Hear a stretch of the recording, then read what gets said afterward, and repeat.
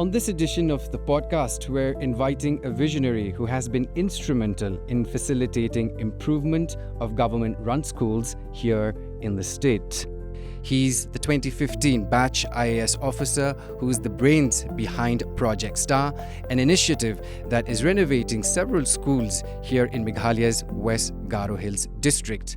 Well, he's won the hearts of so many people through his lectures online on how to prep and crack the UPSC and other competitive exams, and he is on a mission to develop his dream model village project. Please welcome my guest, Mr. Swapnil Tembe, IAS, Secretary of Fisheries, another department, Government of Meghalaya. Mr. Tembe, welcome to the podcast. First of all, as you're aware, we call the podcast Roots Talk, and I want to kickstart this conversation by diving firstly into your roots and getting to know more of who Mr. Swapnil Tembe is. We learned that you were born in Jabalpur, Madhya Pradesh. How was it like growing up in the largest city in central India? I was born in Jabalpur, but I grew up in a district next to it, which is even smaller. And in fact, at that point, it was not even a district. So it was kind of a subdivision. It's called Katni, Katni. So it's a very small suburb kind of a thing. And my father was a maths teacher in a private school. So there was a cement company called the ACC. It's still there. So there was a school in that and he used to teach there. Okay. So that's how he went there. And that's how, of course, my mother was from Jabalpur. So that's why, like, probably for delivery, she went to my grandmother's place. Mm-hmm. But then, yeah, most of my childhood was in a place called this Katni, which was even a smaller. So do we still call it Katni? Or yes, it's a district now. Murwara? We don't call it Murwara? No, it's Katni. Yeah. Okay. So you went to school in Katni. Can you tell us a little bit about some fond memories of yourself as a boy in school? Were you a bright student, if at all? Yeah, I studied in Kendriya Vidyalaya. Mm-hmm. There's only one Kendriya Vidyalaya in Katni. And in fact, there was only one government school in the whole place. So that was that we used to call Central School. Okay. And Kendriya Vidyalaya. So I studied there right from class 1 to class 12th. And I was, maybe it's in the genes because my father was like a teacher. So I was good. I didn't have to make any efforts in studying. Your father taught math? No. Yeah, he taught in school. He never taught like much to me. I'm saying it just came, via genes, I think. So till class 10th, I was just enjoying, attending classes. The one thing my parents always told me that when you go to the school, just listen, give 100% attention to what the teacher is saying. That's the only thing they ever said. They never had to come to school. And there was nothing like, even in the good things, they didn't come. And the bad things, of course, there were no bad things. So they didn't have to come to school. And in those times, there was not like this culture of parent-teacher meetings and all that. Not much. So, yeah, till class 10, it was like, I think I always stood second in the class. Okay. Because I didn't give, much. It's just by sheer listening to the teachers. Interesting. So when I came to class 10, then just my mother just casually told me, now I think you should get serious. Mm-hmm. So then I studied a bit more. And yeah, then I think in class 10th, I was in the whole district, I was first in CBSE. It's a CBSE school. Okay. So then 11th, 12th, again, similar thing. Mm-hmm. So, but then I never had to do much effort because I think this thing really helped. In those times, obviously, it was easy for us because there was no mobile, there was no internet, and nothing was there. So no distractions. So when we are in the class, our teachers were, their source of information, the source of the library. Yes, library. So, but when in the classroom, it was 100% focus on what the teacher is saying. Correct. And probably, again, the genes that I could retain most of it. So I never studied back at home. I was running around, That time, of course, I used to play cricket. Okay. But then later on, of course, I switched to football. But yeah, I mean, like I never studied much, but I listened carefully, and it was very Kendriya Vidyalaya is very very interesting in the way that the teachers were very dedicated in those years. And again, my favorite teacher was there was one madam called Beena Nair. She was a mathematics teacher. Again, maths being my favorite because it came very naturally to me. I didn't have to do any effort, so I always used to get full marks in maths without any effort. Right. So obviously you like it if you get full marks. Correct. So yeah, so maths teacher, she was very dedicated, and even after the classes, she always used to sit down and solve questions, help students and all that. So I really learned, I think, that kind of commitment to one's profession from her. And in school, I was okay. I mean, I was just a normal. I mean, I did participate here and there, but still, I was like a shy kid. It was not easy for me to open up in school much. But you were good in studies, that's for sure. Yeah. But still an introvert. Introvert, yeah. Okay. And why is that so? Maybe I'm the only child. So back at home, there was nobody. Both my parents were working, so I was always alone. Correct. And in school, usually the toppers are considered geeks, right? So and nerds. So nobody wants to become friends with the toppers. But you consider yourself at that point in time a nerd or a... No, I was not. Okay. Not. It's just the perception I think people had because I never studied like that. Okay. You see, it just happened by design. Okay. So life took you out of Madhya Pradesh to West Bengal, right? And you joined IIT Kharagpur. What did you study at IIT Kharagpur first of all? Mechanical engineering, and in mechanical there is a special branch called manufacturing science. Okay. So that, and again, it was not a choice. It was basically, it depends on the rank what you get in the IIT exam. Okay. So first this was not the subject I got initially. Initially I got naval architecture, so which is very interesting. Ocean engineering and naval architect, designing ships and all that. So again, that was based on a rank. At that point, I think I wanted to do computer engineering because I liked coding a lot. True. So I wanted that, but my rank was somewhere in the 2000. So the only branch I was getting was this in a IIT. So obviously I wanted to go to a good IIT like IIT Kharagpur. So I went there, and after first year, there's an option. If you perform well in the first year, you can upgrade your branch. So there's the option. Yeah, I mean, if you score well in the first year. So I did score well, so I got upgraded to mechanical. Correct. So that's how. Again, it was not by choice again, because I wanted to do coding at that point of time. In fact, the whole engineering thing was also, kind of not my choice, as in, like, we don't know, right? Because after my class 12th, suddenly people say, now what? Because till class 12th, I never thought what I wanted to be. You weren't really clear about... No, there was no, these days we are doing career counseling and stuff, but in those times there was no question. We were just looking forward to the 12th board exam, and that's all. So after board exam, suddenly the question, what now? Only after that, like, people said, oh, you're good in maths, go for IIT. That's how I went for IIT. Again, it's like by design, we're just flowing, along with the flow. Yeah. So while you were there was this, I'll call it a beautiful drift probably to public administration. You've always been interested in management.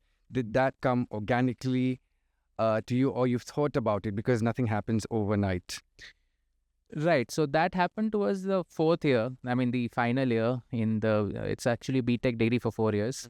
So in the first 3 years, obviously it was very new for me. So being away from home and getting that freedom of on your own. And of course, as I said, in school, I was a little introvert. I was not able to speak much, express myself. But in college, of course, like, so IITs are like very different. They are a city in their own.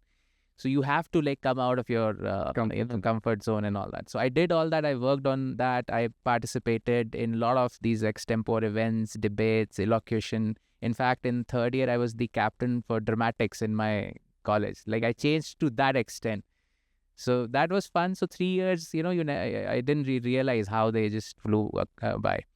Now in the fourth year, when it came to sit in the placements and all that, then I realized, okay, maybe this is something which I do not want. And in the Not want. Okay. I don't want to do the conventional jobs and all that, right? So, and 3 years were enough to realize mechanical engineering is not for me again. So I don't want to be associated with that field. So that became very clear. But so then I started to read about many things in general, and then I came across administration. Okay. Then there was a big influence of my father, who was, before he got married, he was like, he got married at the age of 37. And before that, he was like a social worker. He was in Kanyakumari teaching yoga. So a big influence on me, because I have seen him, teaching these poor kids free of cost after his school duty and all that. So again, I wanted to do something for the people, but I really like the field of administration, like managing things and all that. So then I realized that combining these two, the best is public administration. And then I started reading about it. And when you read about it, obviously you come across something called the IAS, which is there can be different views, but probably the most diverse and the apex level where you can reach in terms of administration. That is how I came across UPSC.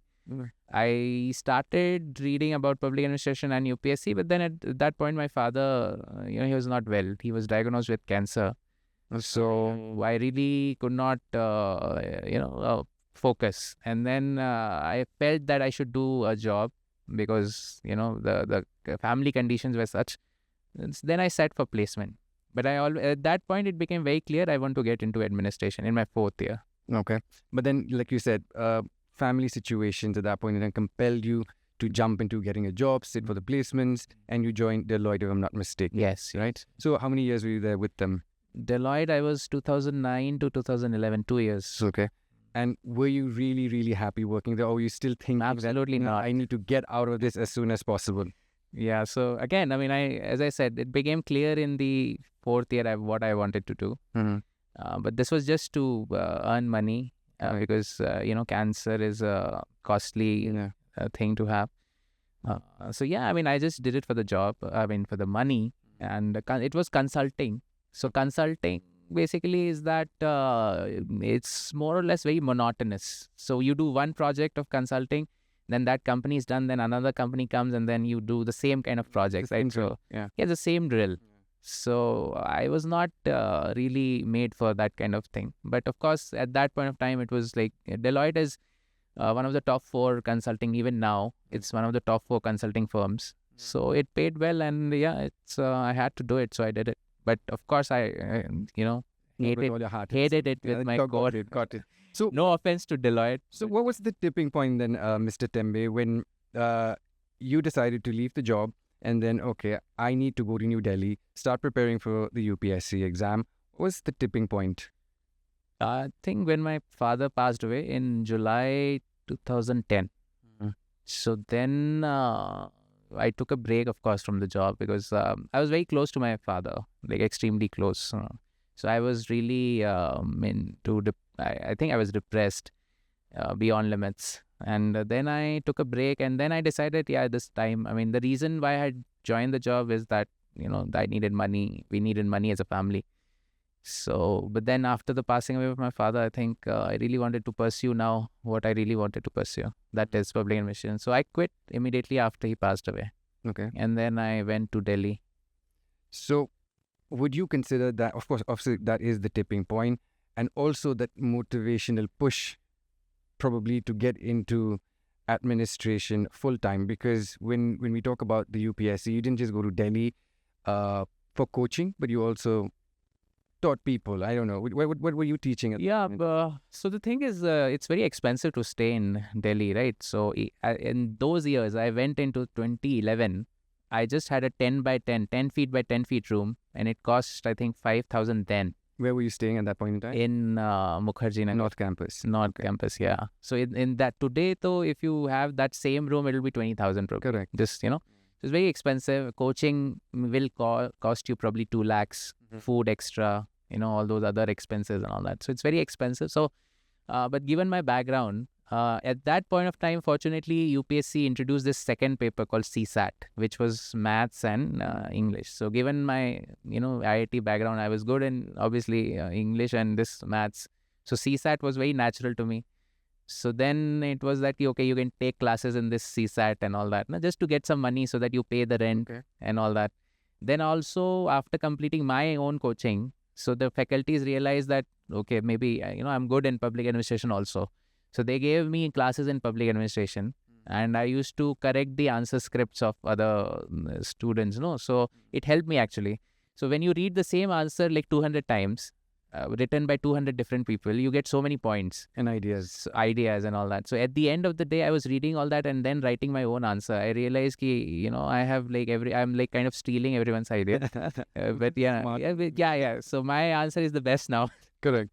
So in a way that helped, not just with the money because I had to pay rent, but also with, I learned, and you're constantly with the subject. You're preparing. You're all the time. You're working, but still you're So preparing. there was no disconnect at all. Yeah. So that was really helpful, I think. But in between also, you must have given other exams, I would imagine.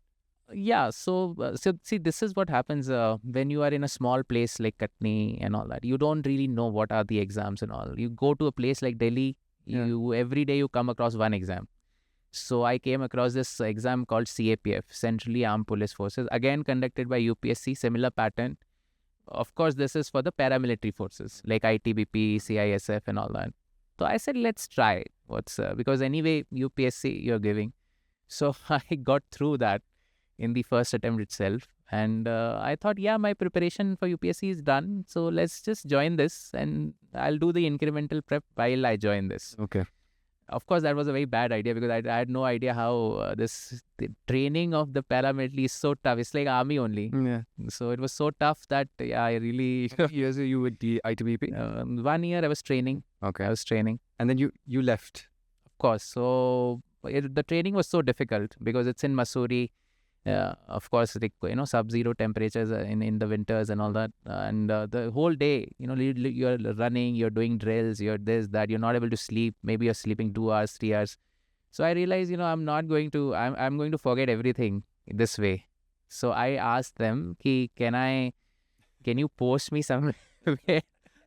And meanwhile, I'll do the training later because I have an exam coming. So the government, the whole ITBP senior leadership were very considerate. Maybe because a lot of people were resigning because the training is so tough. Correct. That if there are 20 officers, 3-4 will resign during the training because it's so difficult physically, right? So then I think they thought if they don't allow me that I'll resign. So then they posted me in Nainital in one of their battalions. Okay. Halfway. And so that I prepare and I give the exam and all that. So that was very good of them to consider. So I gave the exam, and in the next attempt for UPSC, I cleared with, I think, 300 something rank, and I got Indian Revenue Service. So I left ITBP and then I joined Indian Revenue Service. Okay. Now, the breakthrough came in precisely 2015, 84th rank. Yes. Right. Yes. Your first reaction, because I'm following your career trajectory chronologically, and then it's just very unconventional. How elated were you when you got through the UPSC exam? Very, because that was what the aim was. Of course, like I got into IRS, which is again a public service. Even ITBP, you're like a public servant and all that. But ultimately, to see the diversity in administration in terms of work, I think IAS offers the best diversity. Like one day you are in the field, you are SDO, then maybe you are DC, then you are director, then you are secretary of different departments. So the diversity is, I think no other service in the world probably offers this kind of diversity. So of course, like I was always, that was the aim. So once and it was after 3-4 years of giving the exam and preparation and all that. So obviously you're on the, you're very happy that you're there. So who was the first person you called? Your mum, obviously? Yeah, my mom. Nice. We'll talk about your mum later in the podcast. But for now, I want to know if, for example, you've cleared the exam and all of that. Where were you posted first? In IAS? Yes, yeah. In IAS, actually, we have a training component. So training, because we are part of a joint cadre, Assam, Meghalaya is a joint cadre. So I was posted in Tezpur in Assam for 1 year as assistant commissioner. That is obviously the probation when you are a probationer. The actual posting was SDO in Dadengre, West Garo Hills. So that was you can consider that as the first posting. Okay. So I have here, you served as SDO Dadengre and then the DC East Garo Hills. DC West, Garo Hills, and of course the Director School Education and Literacy as well. So when you joined as the SDO, the first thing you wanted to do at that point in time was to go and see the schools in the area, nothing else. But the first and foremost thing that you wanted to do was see the schools in the area. Why so? Because education has always been very close to me. I feel while preparing for this exam also, and even before, I really felt if we have a good system of education, right from the kindergarten till the college, then many of our problems will be solved, by even without solving them directly. Okay. Because you address the foundations, the fundamentals. If people are educated, they are aware. Of course, I mean, even educated people do all kinds of things, but still it'll be less, right? So that's why I thought when I'll be posted somewhere as an officer, I'll give priority to education because that's most important. And the other thing is when I went there and I saw the status of the school and all that. So because where I am from Madhya Pradesh, so even there the government schools are a little better off. I mean, as compared to Meghalaya. So that I really felt bad. I mean, these are because we have studied in schools with good buildings and all these. Because even though Kendriya Vidyalayas are all good, but still, I mean, so I've never seen such dilapidated buildings for school and all that. So that was really touching, and I really wanted to do something. But of course, as a SDO, there isn't much scope, and Dadengre is a very interior, subdivision. In fact, when I got of course, I heard the name for the first time. Dadengre. So I called up somebody in Shillong. Where is this? Where is this area? Where is this Dadengre? So then that person said, "Oh, I don't know." If you ask somebody in Tura. So this is the thing, no? And then at that point, it was 2016. Still, I mean, it was not that volume of people going to Garo Hills and all that. Because still a little bit of maybe, shades of insurgency still there, and a little bit maybe by that time. So when we went from Guwahati airport till Dadengre, after Paikhan, which is the last point in Assam, then from there to Dadengre, it is about 100 kilometers. So I still remember, I think I just saw like some 7-8 vehicles in the entire stretch. And I was like, I kept on asking the driver, are we going in the right direction, So it was very scary that way. And so difficult also because you don't have people there. No, even if you have ideas, you don't have funds, you don't have people. You said as the SDO also, you don't have much of... You don't have much of... Yes, because most of... things happen, you mean to say? Because if you look at the administration, it is made that way that most of the committees, the development committees and all that, are at the district level, headed by the deputy commissioner. So the funds of various schemes, the deputy commissioner chairs these committees and the fund flow is through that. A subdivision is a part of the district. So SDO heads the subdivision, but there are many, the development schemes are not flown through the subdivision. They are flown through the deputy commissioners. So you're there to manage the law and order if there is any floods, if the issuance of basic certificates like birth certificate, PRC, this, that, and all that. But the development part aspect is not much as a SDO. Of course, you can do things on your own, which I tried to do. But from the system is such that it's more regulatory at that level. So your hands are tied, obviously, not tied. They are free, but you don't have anything to do. Okay.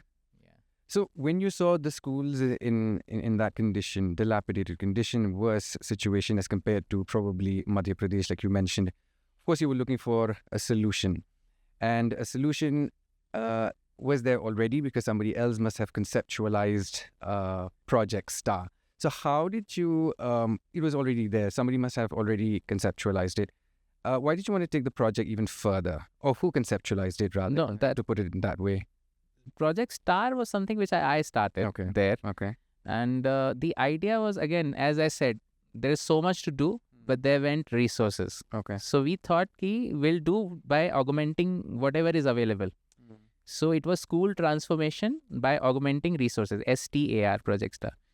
So the first thing I did was near to my residence, there was a school and which was in a very bad shape. So I had no idea. I tried learning about schemes and this and that. But as a SDO, I mean, hardly, there's anything you get. Then what I did, I was so desperate to make a change. Then I donated 2 months of my salary. Okay, let's do it. I mean, I don't care because at that point, I didn't have any needs and this, that and all that, even today. But, I just did it. So Of course, you cannot. One school I did from my salary. You cannot do everything, but yeah. So that started the whole project, and then many people came forward. Ki, okay, we also want to help in, and then we moved to crowdfunding, and through crowdfunding we did many projects like that. So STAR was that there was no. It was not an official government project, which is funded. It's just an idea that there are people who are like-minded who want to do something for education will come together and will do something. It was entirely voluntary project driven by volunteers and donors like that. Yeah. So before we talk about the impact of STAR Project, I want you to tell us a little bit about the objectives of STAR Project in the first place, and then we'll move to the impact of the donations. So the first was obviously the infrastructure. If you look at school in Meghalaya, the first thing we need to change is the infrastructure. So that was the maximum number of schools which we can renovate through this project, through donors and all that. So A was infrastructure.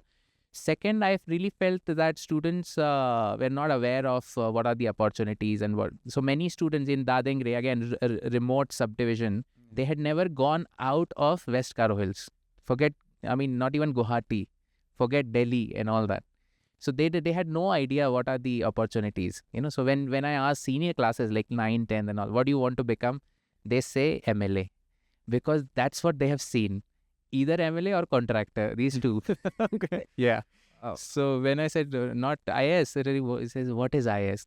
So it was that bad, right? So they don't know how to become a doctor, how to become an engineer, even that base, forget about other professions. Now we have like million professions. So I really so we started this career counseling.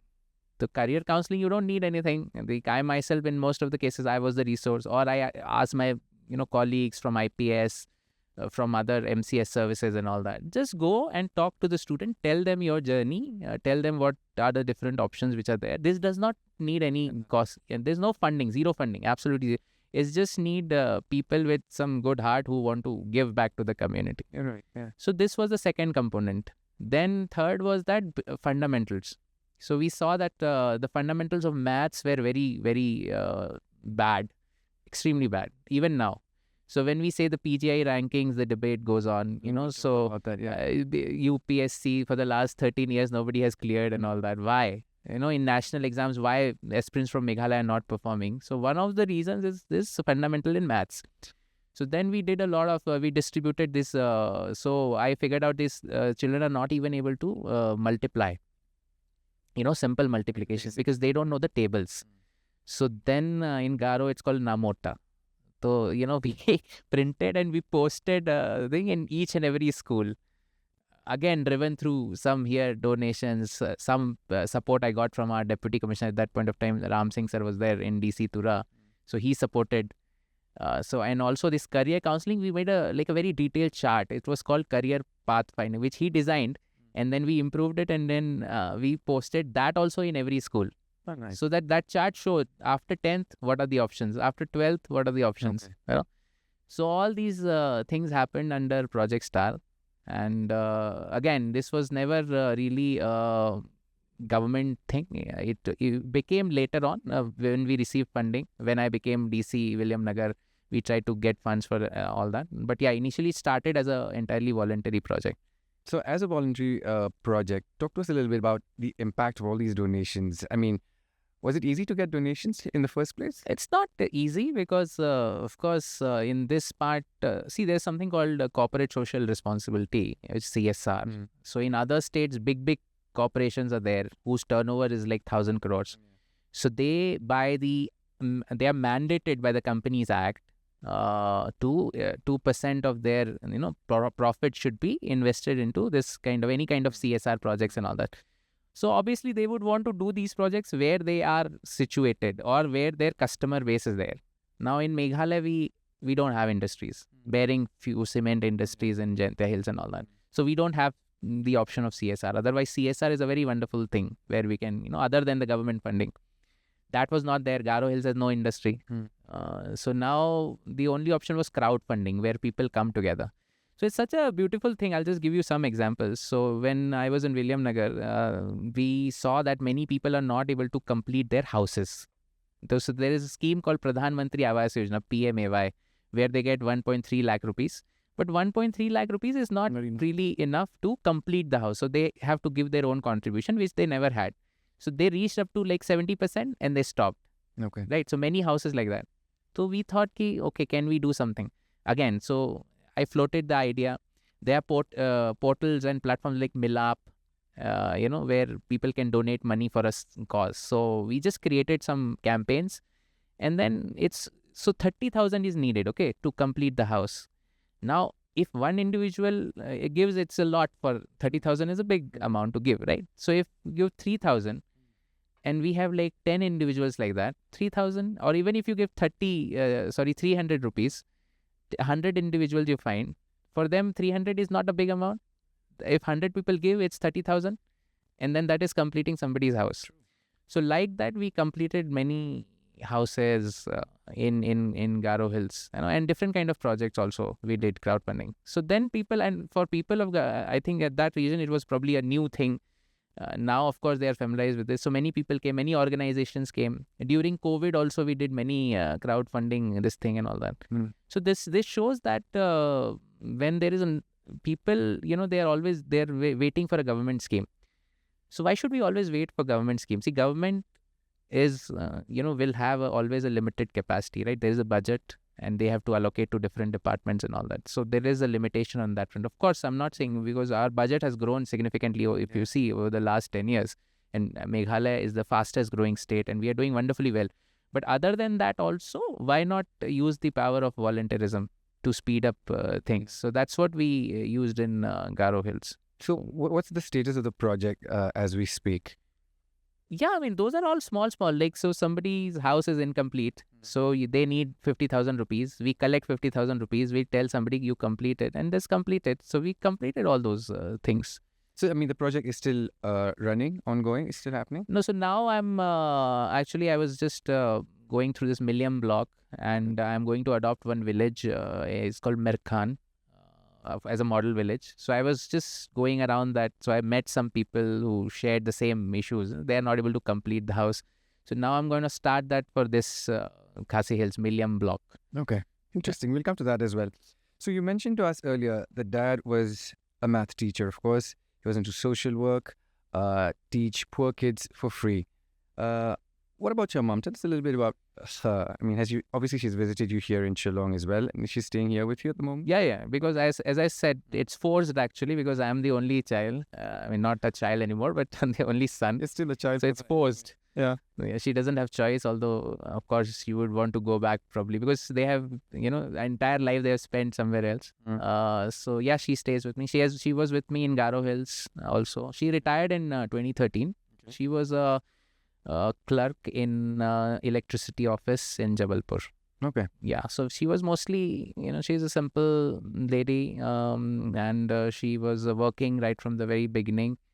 And she was mostly, because when you work, most of the day you're not there. But of course, very loving and very simple. And she never says much, but she has given all these, small, you can say, things which have always guided me. Like when in school, she said, just focus on your teeth. That's what she said, just one sentence, just focus on what teachers. And that was enough. Then when I joined my first job, first job, exciting, right? I mean, you're becoming independent. She said, always reach your office on time. Okay. Which you still do. Which I still do. So that stays with you, right? So that these two things. You were exactly at 11 o'clock today here, so yes. Of course, yeah. So we have to respect time. In fact, of course, we Indians are like still okay, but then, people like Japanese people, it's considered late actually to come on time. They reach 15 minutes before. Otherwise, it's considered rude and all that. They apologize, even if they are 5 minutes before, they'll apologize. So anyway, that's a different topic. So my mother is a simple woman, and she has been working. She has worked for 37 years. All right. And she retired in 2013. So after that, she has been with me. Nice. She's just relaxing, watching serials, and the best retirement plan for her this year. Gardening, all those things. Mr. Tembe, let's shift focus a little bit to how you build a chess arena in Tura. We understand that your dad was also into chess, but you thought that the game was geeky and only for nerds probably. But then now you dream to have a chess arena in every district. Tell us more. Yeah, I mean, so my father used to play chess and he was very good. I mean, he used to win the tournaments in district level and all that. So at that point of time, I was a kid and I thought I was into cricket and running and all those things. No? So I thought, who does all this boring board games and all that? So he tried, I think, once or twice, but I said, no, this is not for me. This is maybe for nerds. So I said no. But then now I really love it. I love it like anything. So, yeah, so I'm sad. Two things which my father really, he was good at was this yoga and chess. So both things at that point of time, I said no. I absolutely no. This is like not for me. And then now I'm doing both of the things, right? So yeah, I mean, some point of time, some things are just meant for you. So why do you think chess is important to probably have an arena? It started in, of course, there's no arena in William Nagar for sure, but in Tura there is. Am I correct? Now William Nagar also has. Yes. You have one here at Pannongla Park here. Right. Here also we have started. Right. And in South Garo Hills also it's there. Okay. And other districts are also, when I was DC at that point of time, DC Tura, so then I told all the DCs, please make in your district. We'll have, it will be amazing if all 12 districts of Meghalaya have chess arenas, which is very unique, by the way. And it's not that difficult also because you don't have to spend much. Nothing in terms of resources. Nothing you don't have to spend much. Yeah. Yeah. So why we started is that at that point of time, I just joined DC Tura and I started playing chess. Because in William Nagar we organized one tournament. Okay.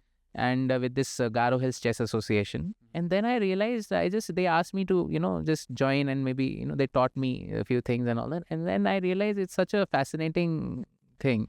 And especially for kids. What are a few things that it's taught you first? Decision making. Okay. And of course, it's very good for, your whole brain activity and memory and all that. In fact, it's in scientific papers. If you play regularly, the chances of getting Alzheimer's and Parkinson's at an advanced stage when you are like 80 or something, it's reduced, because your brain is like functioning at that. Right. And decision making, because, you have to take a call because it's a timed game and all that. So, and it's very addictive. It's the right kind of addiction, so it's very addictive. In fact, Punjab, as a state which has a huge drug problem, they are using chess on these people, on this drug addict, so that they can shift their addiction to chess. And it is proving to be very useful. And if you see, the kids, if they start early, let's say at the age of 3 or 4, their memory, their retention is tremendous because of this game. So that's why. So in school also, when I was in Diesel, we tried to have this inter-school tournaments and we did so many things. Chess in school, we started a program in 700 schools, coaches were there. So many things we did because it helps a lot. Yeah. And I could see. Which is better than playing video games any day. Video games and any other, just playing around some mobile games and all that. And we could see the difference. I mean, I still remember when we started this chess arena in Tura, small kids came, they had no idea. They were taught. Within a month, those kids were beating me. I mean, I'm not good at chess, but still, they were beating me. They're beating many other players. And I found it fascinating. Maybe it's some kind of a genetic inclination, proclivity, in Meghalaya, that the kids are good at chess. Sounds promising, yeah. It is. And it is very unfortunate that for years, so in chess, we have grandmasters, right, who are like top. And India has something around like 90 or something grandmasters only, right? So, but then there's nobody from Meghalaya. Nobody is even an IM. So, and in whole Northeast, there was no GM. Recently, one person became a GM from Assam. Very recently. Okay. So, we have to plan for that. And in fact, I got in touch with Sagar Shah. So, once we started this chess arena, it got attention at a national level. So, this founder of Chess Base India, his name is Sagar Shah. He's a very famous chess streamer, chess commentator. So, he came all the way, from Mumbai, who came and saw and made, so many states after that, they really like this idea. They have started this chess arenas and their this thing and all that. So at that point of time, I also thought, we'll make it all districts. But of course, we need support from the associations. We need support from other factors and all that. So that maybe chess is something, it will take little time for the demand to come. Right now the craze is with other games in Meghalaya. So, but then I'll keep trying. What's the response here in Shillong? Yeah, it's very good. So every Sunday at 3 p.m.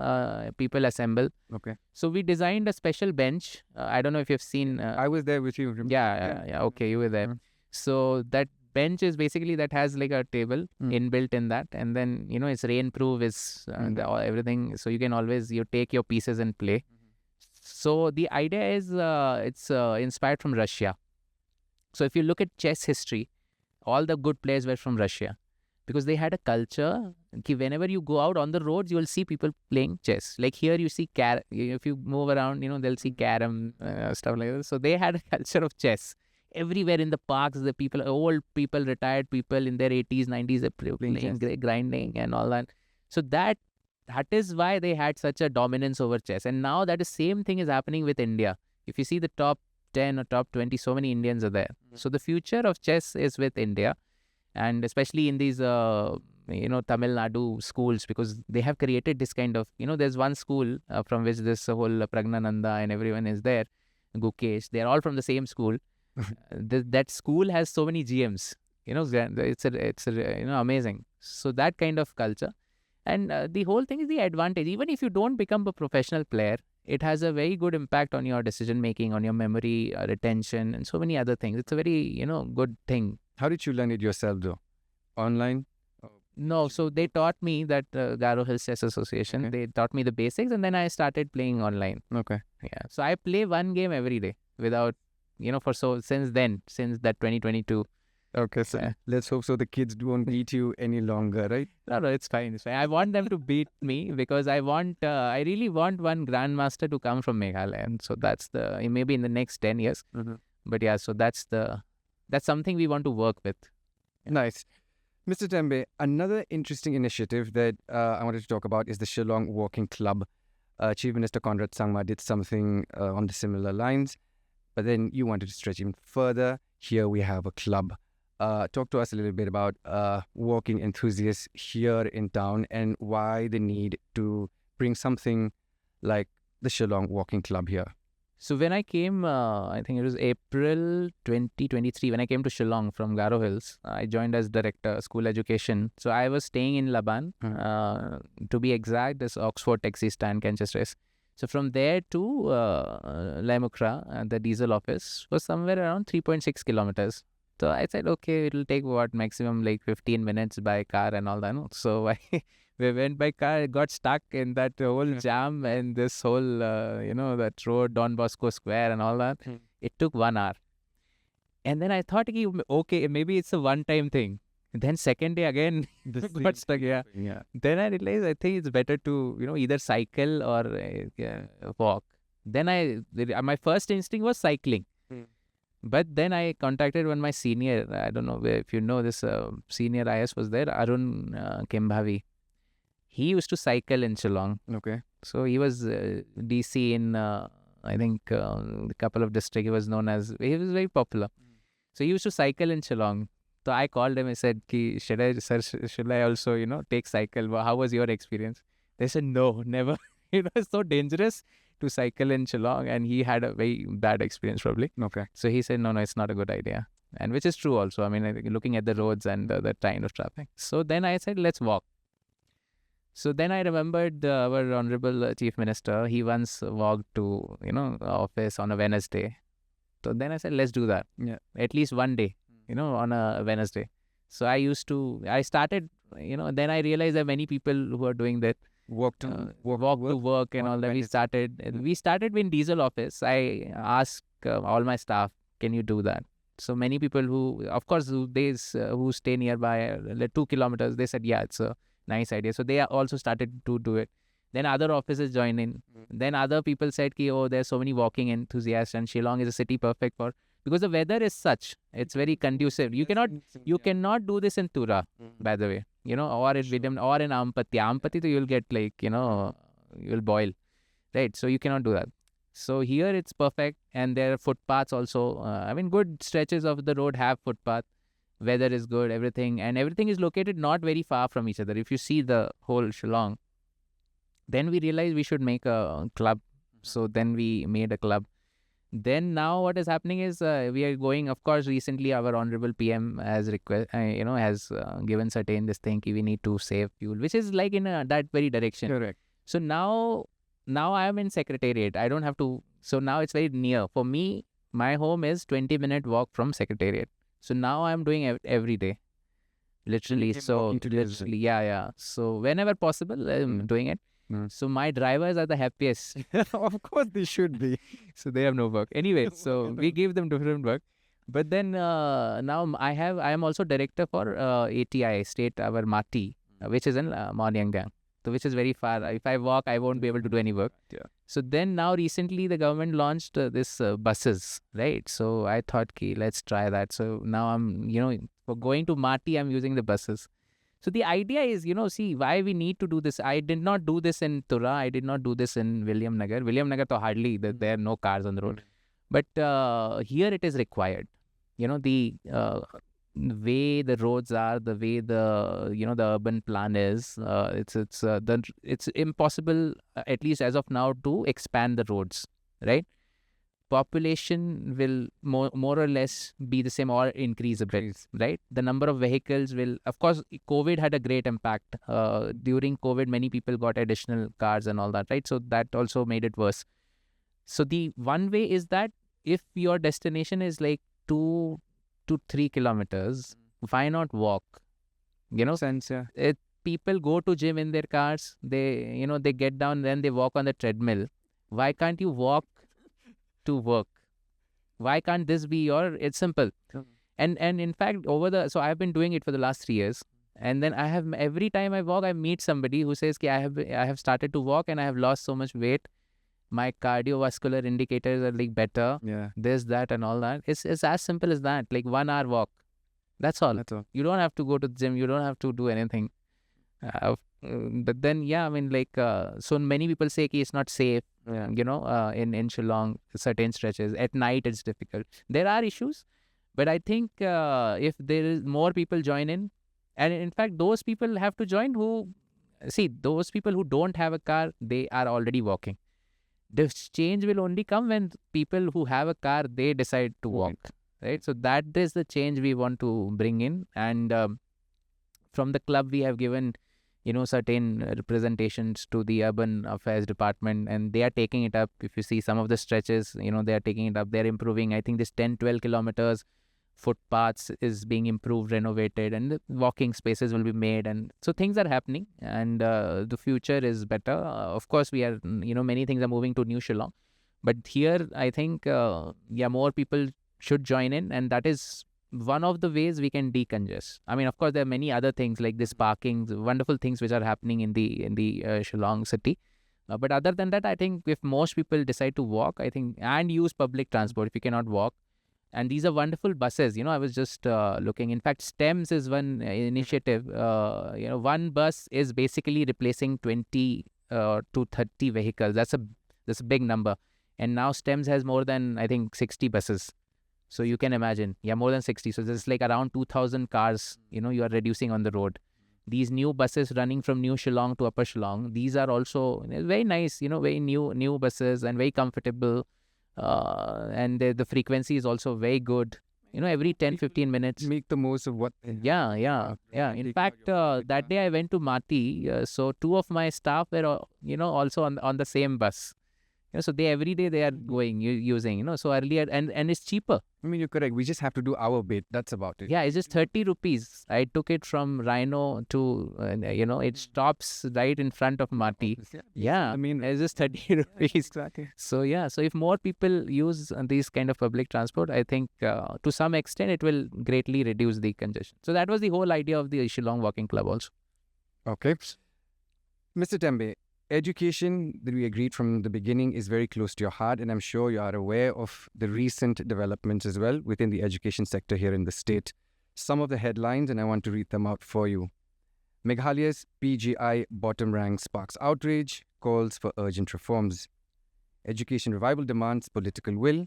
And another one says, from educational hub to political platform, the erosion of Meghalaya's education system. As the former director, school education and literacy, and also as somebody who's prioritized education, Does it bother you when you see and read about headlines like these? Of course it does. And as I said, like education is very close to me and right from the beginning. And I still play, some kind of role. Whenever I feel some kind of awareness is required, I make a video or do some research and make a video, just to. So education, of course, will always stay close to my heart. And it is the fundamental requirement to correct, what has gone wrong for years and all that. What is happening with PGIs and all that?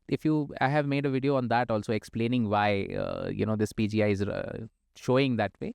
It's all, there are a lot of legacy issues in education for the last. What do you mean by legacy? Legacy issues right from the beginning, last for 60, 70 years, they have been there and they have not been addressed. So when you stretch them to this extent, it impacts all the indicators. For example, the sheer number of schools which Meghalaya has, for around 14,000 schools. For a small state like Meghalaya, we are, maybe around some 20,000 square kilometer. Manipur is similar.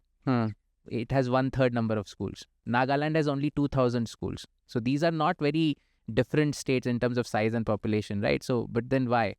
So Meghalaya, if you see one village, there are like 3-4 schools in one village, which is our average village size is around 50 to 60 households. So that's like not even 100 children, right? At one point of time. So for that, we have 4 schools. So resources are divided, plus the complexity. Now, of course, many things have changed. They have simplified the types of schools in terms of the grant, and also the consolidation is going on. So ideally, when you have, this much area, ideally, maybe we did some analysis when I was there. So we should have somewhere around 9,000 schools, 8,000 to 9,000. We have access by 6,000. So now they are consolidating. I recently was checking. They have already consolidated that. So what happens is that when the base is more, so all the indicators will be worse, because you have to, understand it that way. So number of teachers remain the same, but your number of schools are very high. So that ratio becomes adverse. But if you reduce the number of schools and post those teachers at one single school, right, then the ratio improves. Everything will improve. Okay. For example, in a village, if there are 4 schools with 10 children, right? There is an ad hoc school, there is a deficit school, there is a government, there is a SSA school. If you combine all that, so the teachers will be pulled in. So now that one single school will have 8 teachers instead of each of the 4 school having two this thing. Would you call that as school rationalization, consolidation? You can call it anything, clustering, anything, but that has to be done. So resources can be shared. Now what will happen is, if there are 4 schools, we require 4 toilets, we require 4 different, libraries, we require 4 kitchens and all that. If you combine all that, you require 1. So the ratio improves. So that is the first thing which the department is already doing. And then it is a very complex exercise, because it's not easy to close a school. That's what I'm saying. That's what I was People will. easy to close. It's not easy, because even when people no, they don't have to go anywhere. But they'll have to travel a little bit. No. See, in a village, there are 4 schools. Village is not a big area, right? So what we are saying is, instead of 4 schools, we combine it, we have 1 school. One common school. They all will go to one common school. All the teachers will teach there. All the resource will be, all the money. Let's say every year, if they're getting 50,000 per school to maintain, that one school will get 2 lakh rupees. Fair enough. So automatically things will change. So that is why rationalization is the key, and which is already happening. I'm very happy that, it's going on. And I think there are new figures, when the new PGI comes, probably the next cycle and all that, all the indicators are going to improve, because we are improving the base. It is coming down the total number of schools. Other than that, there are many initiatives which the department has done under the whole overall guidance of our CM. There are many infrastructure has been improved. You must have been seeing so many schools have been renovated, and other things are also going on. There are so many initiatives. But this was the fundamental problem. The legacy issue which I'm talking about is the large number of schools and the different type of schools. So that also now has been sorted out by, combining them, giving them a common pay scale, these SSA and other schools and all that. Of course, still deficit schools are still there, but all other categories. So when I joined this education department, the first thing was to understand the type of schools. And there, I made a list. I'm still figuring out. Yeah. So I made a list, and it was more than it was some 30 types of different teachers, different schools and all that, right? So it took me a while to understand the whole thing. But now, of course, things are sorted, and it's going in the right direction. But we have to understand that the challenge is very challenging. But even in terms of, let's say, geography, would that be a challenge? Because Yes. So if you again compare with Manipur, so if you look at their population, it's concentrated in the plains, not much population in the hills. So plains where more population is there. So all the schools are mostly there. So you need less number of schools that way, and you can have more resources. In Meghalaya, our villages, around 7,000 villages, which is very high figure for a small state like Meghalaya, they are all spread out. They're all spread out equally. So now under this Right to Education Act, it's mandated that every 2 kilometers you need to have a school. So that means that every village you have to open a school. In other states, and for example in MP, now the villages are like huge, and the households, they kind of are together. They're not spread out like that. So it's very easy to have one school here, one school here. In Meghalaya, for 20 households, one village, you will have to have one school. So it is required to have more number of schools, but still we overdid it, I think, because those SSA schools at that point of time probably should not have been started. They would have been clubbed, actually. Using SSA, we should have strengthened the existing government school. Some things, of course, now we cannot change all that, but now the government is taking steps to rationalize all that. So what can Meghalaya then learn from, let's say, all the other schools and top ranks at the PGI, let's say Gujarat, let's say Kerala, let's say Delhi? What can Meghalaya learn from these states? First thing is we consolidate, and then we put in more. We have to improve our teacher ratio. Okay. Right, the school teacher ratio, and especially at the secondary level, we have to have more schools. Because we have more in like the elementary level. Yeah, so 2 years back when I was there, the situation was like this. Out of 14,000 schools, around 10,000 schools were elementary schools. 10,000 or nearly 11,000 schools were elementary. So there were hardly any secondary schools. Because the pass percentage at that point of time was roughly around 50%. With the recent interventions and this and that, now things have improved. The high pass percentage, so additional people are passing. So suddenly there was a problem that, okay, schools are not there. Where will they go? Right? They have to open, these evening schools, branches. They have to immediately, action was taken by the department. Right. But yeah, so we need to realize that there are less schools at that level, secondary level. Then when these people, they pass out of the system, then, in a couple of years, we are going to realize that there are less number of colleges. So we need to plan accordingly. We need to be even way more like difficult when you go to rural areas. Yes, of course.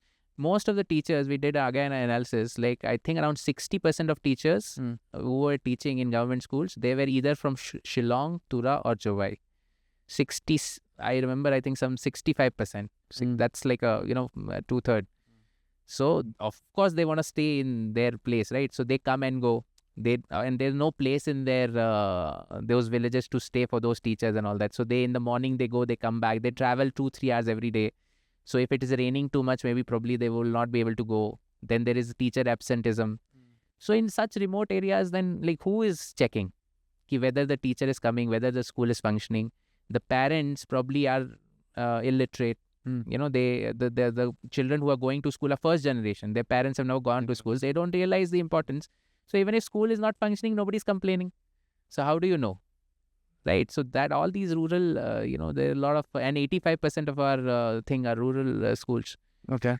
So these were the challenges. Of course, we did very many things like introducing the app where the teacher has to be there, geofencing, to give the attendance, you have to go to the school and all that. So of course, all these things have, improved a bit, but there's still lots to do. Okay, fair enough, Mr. Tembe. So before we talk about the mother of all exams, which is the UPSC, you feel very strongly about career counseling. How many schools have you been to career counseling students up until now? I think it must have crossed 500 by now, because I've been doing it from 2013. Okay. Yeah. And why do you think it's important for students? I ask you this question because I believe that education in general in India does not make all of us think too much about what we're going to do next. We're able to think only when probably we're in college. You know what I'm saying? So why do you think it's important for kids to have career counseling classes? I do it because I really feel that when I was in school, somebody should have come in that school and taken a session and he or she should have explained about what all the options are there. I really feel that if somebody did that to me at that point of time, I would not have done engineering. Correct. I would have known that I like administration. And there are other options available. Yes, I would have studied political science. I would have probably studied, sociology or public administration, maybe somewhere in DU, and then, so I would have done arts in that, because that makes more sense for my... Not wasted your time at Deloitte at least. See, nothing is time waste. In hindsight, you can see that, but at the end, it all works out in your favor. Yeah, it's in engineering, now you'll say what I'm doing with, what is the point of having a BTech degree? Because there's no use in IAS, right? But of course, that 4 years in IIT totally changed me as my personality. It gives me the confidence to do, just because, see, it's all about confidence, right? Most of the exams. So once you clear IIT, you get that confidence. Oh, you have cleared this very difficult. IIT is one of the most technically most difficult exams. You have to be good at maths, physics. Otherwise, it's not about hard work. True. You have to be good. UPSC is different. You have to work hard. That's all. But that gives you the confidence. Okay, if you have cleared IIT, okay, you can do this also. So it's all in the head. Okay. So it helps that way. That brand IIT will always stay, with you, even if you. But then again, given a choice, if I had attended some career counseling, probably in 11, 12, I would have definitely studied something which is more relevant to administration. So that is the thing. I really feel that students should have that. So when I am free on a Saturday or a Sunday, I go and it's just a very simple thing. I'm just sharing my experiences and trying to open them up. Correct. And the whole idea is to get them to think what they want. Because the problem is we start thinking very towards the end. That's what I'm saying. I don't remember thinking anything at that point in time. I'm saying you just want to get through from one class to the other class. Yeah. So the first major decision which we take after class 10th, science, arts, commerce, is based on no thought process. Mm-hmm. It's just which school is near, or what my bestie is taking, or what my mother, father is telling. Is those factors. It's not by the student. That is the most unfortunate thing which is happening in secondary schools. I tell this to parents. I mean, you should not select. You should not impose your dreams and on your kids. They let them. You are there to support them. Guidance probably. But then the final decision should be taken by the student themselves. Yeah. So that is the whole thing. I mean, it's as simple. And you're still doing it right now. Yeah. Whenever any school calls, I go. Speaking of the UPSC, Mr. Tembe, locals, we've not had locals cracking the exam. The last was Isa Wandalalu and Daribha Lindem, all way back in 2012. So we're in 2026 now, 14 years. Why is it so difficult for Meghalaya to produce students, or why are students not clearing the UPSC exam? Is it too tough for them? One, you mentioned probably maths, that they don't know that much, or probably logical thinking, cognitive thinking, whatever you may say. One, probably confidence. Apart from these two reasons, are there any other reasons that students are not cracking the UPSC exam? I feel it's mostly the fundamentals. Because if you look at any national level exam, not just UPSC, by the way, all other exams, the foundations of that are NCRTs. No, it's very easy for some of the students to clear the state's exam. That's for sure. But the UPSC, it's been like probably they'll clear the prelims, but then they get stuck at the mains, and they don't move further from the mains exam. So that's about it. Again, so fundamentals. So when you read these NCRTs, these make your fundamentals, right?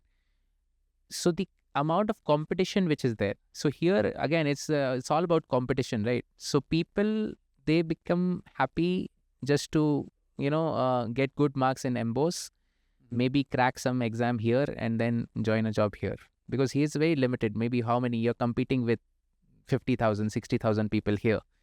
When you go at that level, your competition is with 20 lakh people, 30 lakh people. So where is the difference coming? The difference is coming in the fundamentals. Because for years we have had this, state board which is there, and the books, which there was a lot of difference between the national curriculum given by the NCRT, be it any board, CBSE, ICSE, and the local board which are there. So I believe that one of the reasons was this, okay, that the fundamentals were not that strong. And plus, we were not used to that kind of competition, right? So people were really afraid to even appear in this exam. So now I'll tell you some stats. The number of people appearing in UPSC from Meghalaya itself is very less. Last year in prelims, when I was going around the centers, and Shillong being the only center for prelims, I think it was roughly around like 2,000 people only, which gave. Only 3-4 qualified prelims in the last cycle. 4 people, I think. And I was with I was in touch with them. 4 people only. So you can see the number. So in the first place, people have to give this exam. True. They give up mentally way before. They think it's not possible for them. And the more this gap is, the last selection was in 2013, the more this gap is increasing, the more people, the confidence is coming down. So the first thing is we need to start giving this exam. What will happen? What is the worst thing? You'll not clear it. But in the process, when you prepare for UPSC, the syllabus is so vast that other exam become very easy to clear. This is what everyone has to understand. And we should not take UPSC as an exam. I think it's a prep for life. This is what I feel, because you read little bit about everything. You understand how government functions. You understand your rights. You understand law. You understand your culture, your geography, your history. So many things you understand.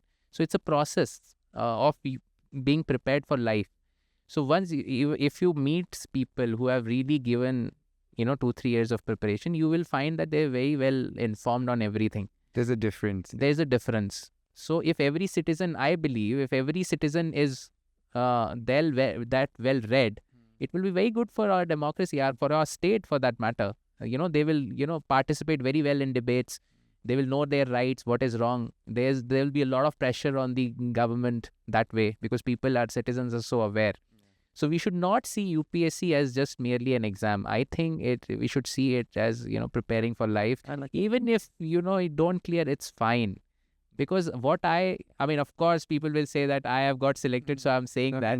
But the best part of UPSC was not the result. The best part for me was the whole preparation cycle. Right. Where you learn so much about so many things. You learn about different job opportunities. Many people, they discover themselves while preparing for this exam. True. Who they really are. Really, that's the whole, the more you read, the more you discover, right? So now I'm curious, how did you prepare for the UPSC? How many hours did you study? What did you do? So because I left my job, okay. So at that point of time, if you remember, 2009, 10, those were the years of recession. Economy was very bad, and people were not getting jobs. It was very difficult.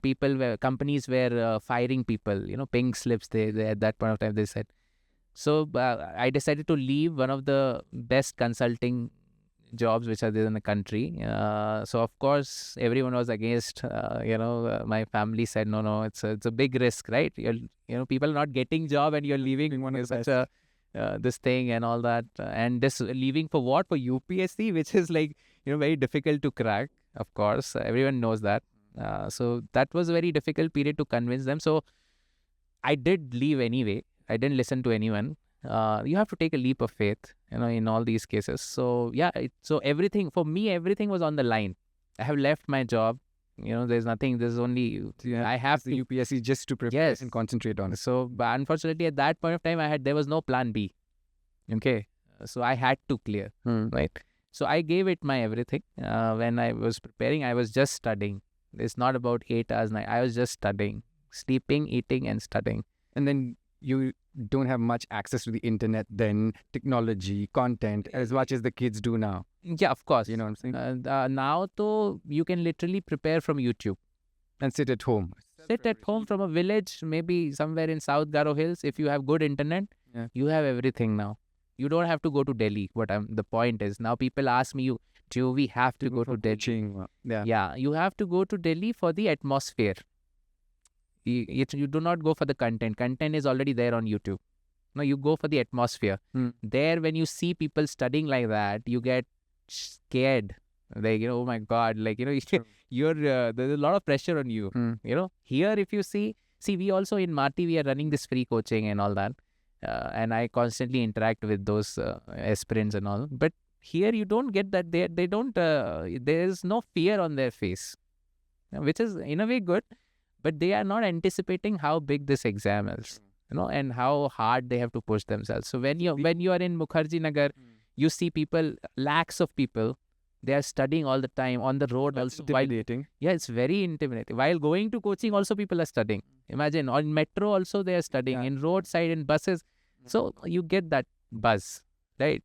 So it's all about the atmosphere now. The atmosphere is there. So when you say students here, one of the reasons that they don't crack the UPSC is because they already have that fear within them that this exam is too massive for them to crack. So one of the ways to get over it is by just jumping into it and just give the exam or prep.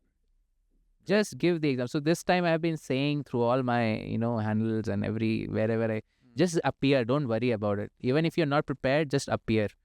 Because one thing is that fear, okay, and once you appear, okay, you'll get some questions right, and you'll get some confidence out of it, right? So it's very important to appear.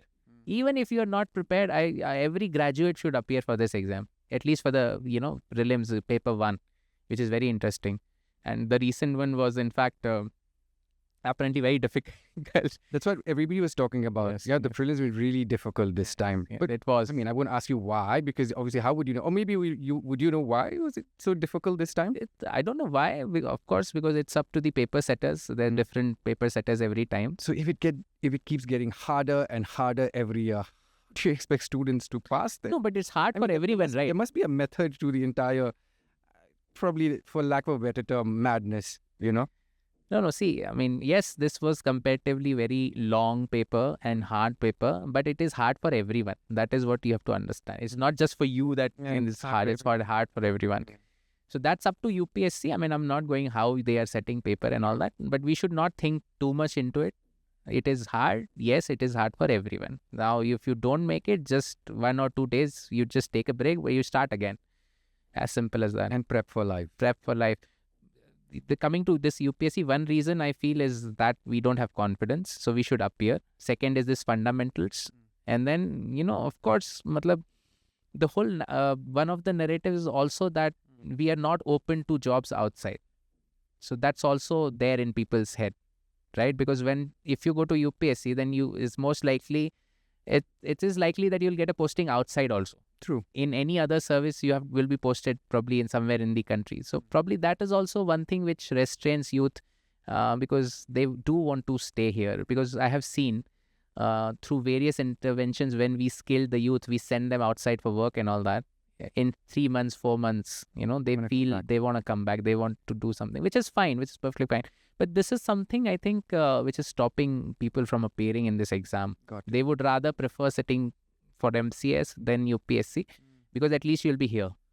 Mummy, Papa is here, so yeah, and other people.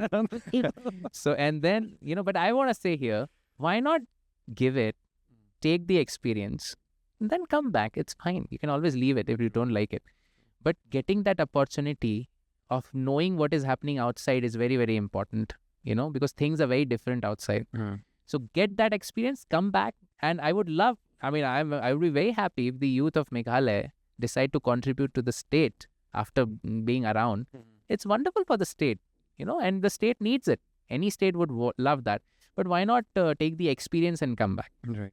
Unless you see what's happening outside, then you will not get ideas how to develop the state. You have to broaden your horizon. So we should be open for these postings outside, for getting jobs outside. That is one thing the youth needs to accept. Because there are hardly any jobs here right now, right? True. So may as well take experience and then come back. But that is one of the reasons which stops people from giving this exam. Okay. So that we need to change that. While the whole world was busy talking negative about education, they normally do talk negative about education, very less positive things. But then you decided to come up with a podcast. Earlier it was called Dialogue with Director, and then the Education Podcast. We spoke before the interview that you're planning to revive it, if you will. Are you planning to revive the podcast, or? Yeah, I really want to, because again, education is very close to me, and it was very interesting to highlight what is good, what is happening. As you said, if you look at the papers, if you look at the media, what is happening is only the negatives are being highlighted in education, which is, there. But also there are good things. And as I said, the education scenario is so complex in Meghalaya because of all the legacy issues that it is going to take a lot of time and patience if we are to change that. Suddenly you cannot change anything.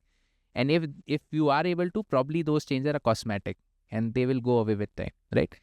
Fundamental changes will take time. So the first thing is we need to accept that. It will take time. It's a long drawn battle. Let's accept where we are. So let's accept the reality. If we have a low pass percentage, let's accept that. But let's not be in denial that okay, no, this, that, and all. Let's accept the reality, and then let's accept that 10 years, it will take to change everything, and let's make a plan and do it. But at the same time, there are already very good things which are happening already. Some principals are doing wonderful jobs. Some teachers are doing wonderful jobs. And we forget that, Yeah, and nobody's highlighting that. Nobody's talking about that. Some students are doing, such an amazing thing. They're on scholarships, this and that. So the idea of the whole podcast was to highlight these positives which are happening. And we did that. When I was director, it was called Dialogue, but then I became secretary education. So I changed that, education. So I really want to revive that. I think that really, of course, I learn a lot about education, which is my interest area. And also many people get to know what is happening and which motivates many people. So if you look at some of the episodes where interviews of the principals, and they have been doing fascinating work. One of the principals who passed away recently, he got a national award also from Bhoi. He had amazing ideas in his school, and that podcast, I think it inspired many more principals. Many more principals came to me, said, we want to do the same. So that was the idea of the podcast. And again, this is not like a scheme or a government cushion. We are just two people sitting and talking. Most of the episodes were shot in the conference room of, Diesel office with my iPhone. So, there's zero cost involved. But I do want to start it again. In fact, we started also career podcast. We just did a couple of episodes, which is very interesting.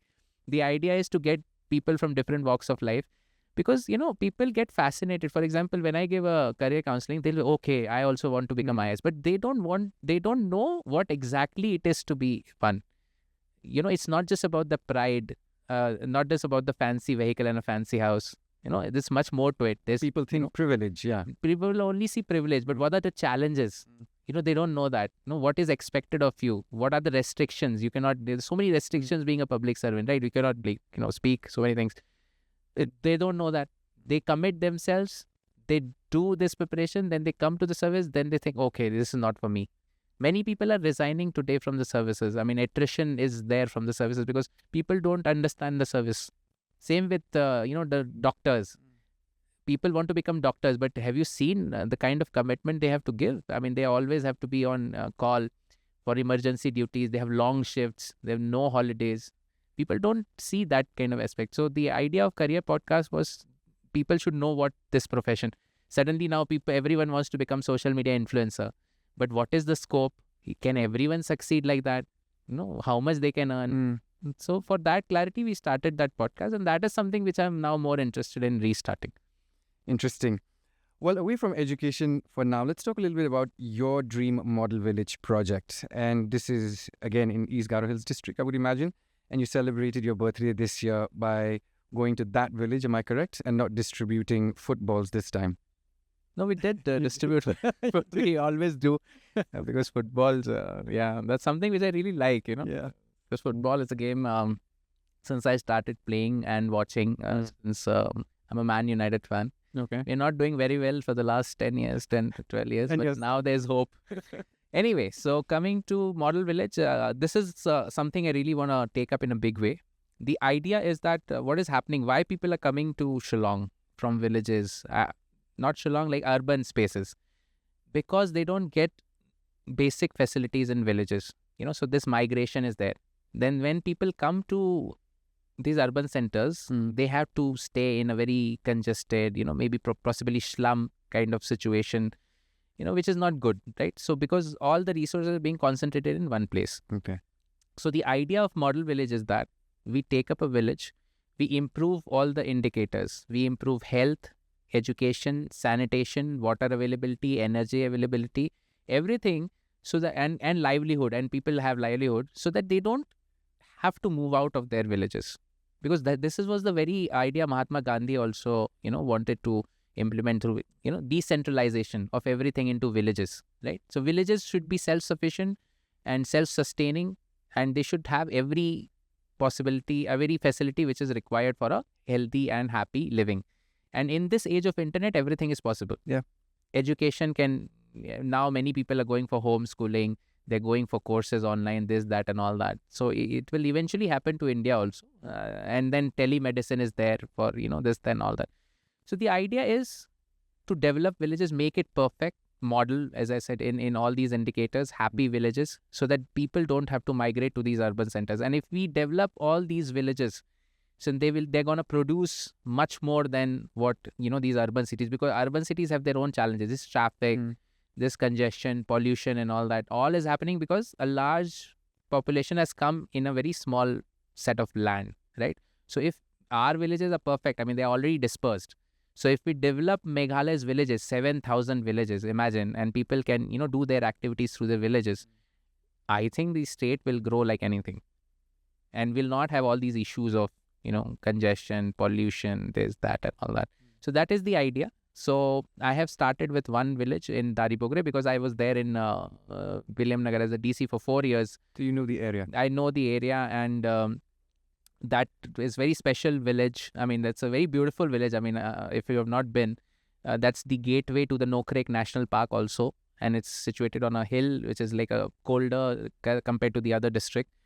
So it's a wonderful village. It's a very small village with 400 people. Right. So the idea is to make it like a perfect village. And why? Because a lot of tourists are also coming in. So we want to showcase that also. So that is why we selected that village. The second village now I'm going to start is Mirkhan in William Block. Where why I'm starting is that the headman there, the Ranbashnong, he is like very, interesting person. His name is Iban. So he is so motivated. So once I visited his village and we painted a house on Holi and all that. So he got so interested by this idea of model village that he has been coming to secretariat like every now, like, please start this project here. I will support, our village will support and all that. There's so much of positive energy that So how long would it take to develop a village? Let's say the Daribogre. How long would it take? Because see, you went there once, and did you probably delegate work to volunteers, somebody to follow up? So I selected few youth, and I have selected them as village coordinators. So because I cannot be there all the time. True. So they are the kind of, they'll do whatever work I say. And they are like volunteers. So of course we are trying to help them with providing them training. We gave them laptops. So again, crowdfunding. So there is no funding for this. This is my own personal project, right? So then I wanted to give laptops to these village volunteers, the youth who are helping me and all that. So I just made a story, or I think a post or whatever on social media that we want that. We got around 10 laptops as donations. Used ones, it's fine, but still. So, so that's why. So we train them. Now they're using these laptops. Now they're teaching these students also. They're doing different things. We are planning to get solar lights there. Make it, so one of the objectives is also these all model villages should be green villages. Okay. Off the grid. So they will produce energy from solar, and they will not depend on this grid and all that. So that's another, aspect of it. So these volunteers will do all the work. I suppose because some of the indicators are very, they don't change quickly. For example, education or health, they require significant interventions. So I'm looking at a timeline of 5 to 6 years where you can significantly, some things you can do. I mean, renovate a school, you can do it in 2 months. But improving MMR or improving the that will take time. Hemoglobin in the women there, because, anemia is like common. So that will take structured reforms for like 3-4 years, 5 years. So 5 years is a decent timeline where we'll be seeing some kind of change. All right. Well, the $1 million question, Mr. Tembe, from schools to rivers, how does an officer who spent years transforming classrooms now think about transforming fisheries economy, if at all? If at all? Yeah, so Meghalaya produces around 20,000 metric ton of fishes every year. The demand is around 36, 37. So there's a gap of 16,000 metric ton. But the amount of water bodies we have, if you go to villages, again, especially in Garo Hills, so many streams, so many ponds not being utilized for this kind of cultivation of fishes and all that. Even if they are, it's unscientifically done, or done in a very, I mean, they do it for entertainment, and they're doing it just because, they want to get some fish for their household. But with the same amount of surface area of water, with these new technologies which are coming in, like this biofloc and so many this cage culture and all that, the productivity can be much, much higher.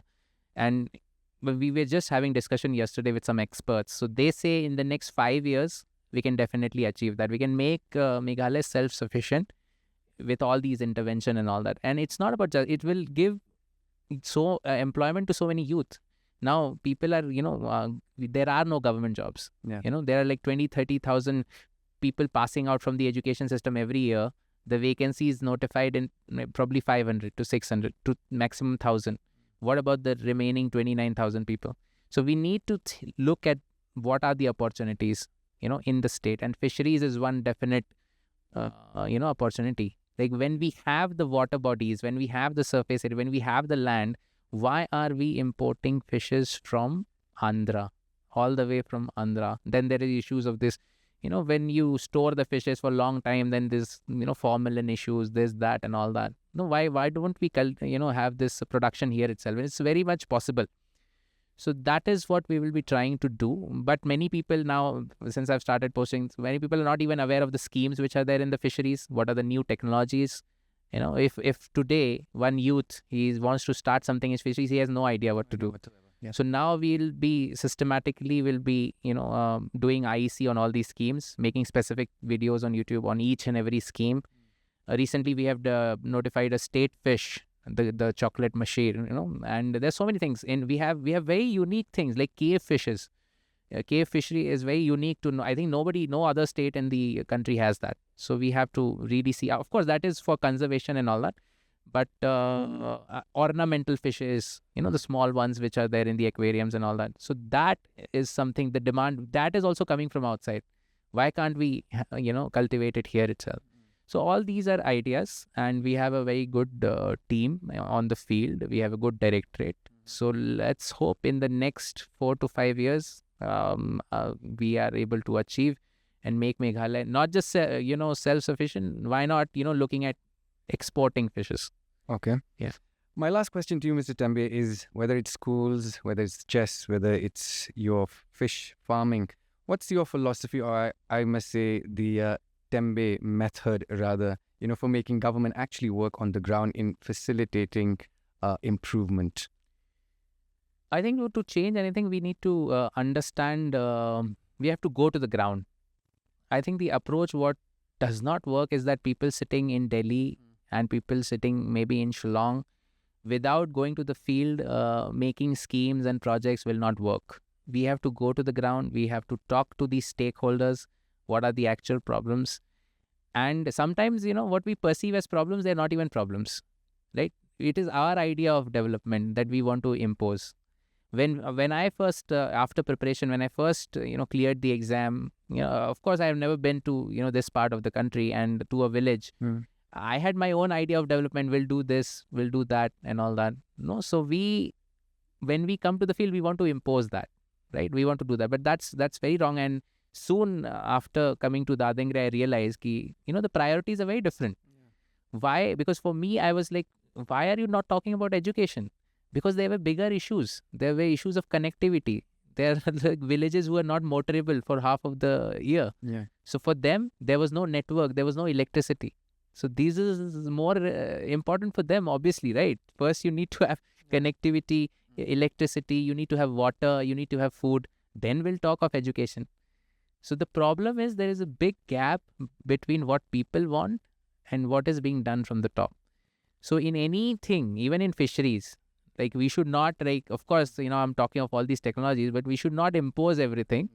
We should go to the field and check what's, do people actually want to do it? That's also because state cannot produce 15,000, metric ton by its own. People will have to do it. And they should want to do it. Yeah. Right. So we need to find the right beneficiaries. Another thing is that many schemes are there. Government, there's no dearth of schemes. What happens is that the beneficiaries, they are not interested. Who are getting the scheme, they're not interested. They're getting the fund, but they're not doing it. Mm-hmm. So getting the right people has been. If I have a fishery scheme and if I want 1,000 fish farmers, if they are selected randomly or in a different way, it will not work. They really have to be interested in fisheries. True. Right? So the benefit of the scheme should flow to the rightful, deserving people who really want to make a difference. So that is how we need to change the way we implement government schemes. We have to go to the ground, do our research, select the best people to implement, take all the stakeholders together, and last thing is to make it a movement, like a mass movement, involve everyone, and start talking about these things. See, earlier, nobody talked, nobody gave these targets, right? If we start saying today that in 5 years, let's make Meghalaya self-sufficient. Now everyone is talking about it. In their brain, it's there. Yeah. The youth also know that, government would want to support if I start something and all that. So we have to start that buzz. We have to make a culture. Same thing which we did with many other things in education, be it walking, as simple as that. We have to make it a movement. So that is the approach I think we have to innovatively do to make these government schemes successful. And Mr. Tembe, finally, before I let you go, I won't call this the rapid fire, but I'd like to call this the all-time favorite, just so we can pry a little bit into any of your favorite things. All right? Are you ready? Yeah. Okay, so your all-time favorite book? It's a book, Homo Deus. What's the book all about? It's by Yuval Noah Harari, and it's about the future human. It's about being superhuman. Okay. It's about evolution. That how certain people in certain locations, they have advanced to such levels that they are becoming superhuman. The cyborg, they're putting chips. They're doing this for, I don't know if you know Brian Johnson. The health guy. They're doing so many things, right? So those guys with power, with resource, are becoming superhuman. So what they will do is, and the other parts, maybe probably like third world countries, and they will be left behind. So they will remain Homo sapiens. But these set of people who have the resources, they will outgrow us and become something else, like superhuman. So it's very interesting. Yeah. Any musician or band? What I've listened to most is the Colors band. Okay. Yeah. Well, your all-time favorite tourist destination, of course, in Meghalaya.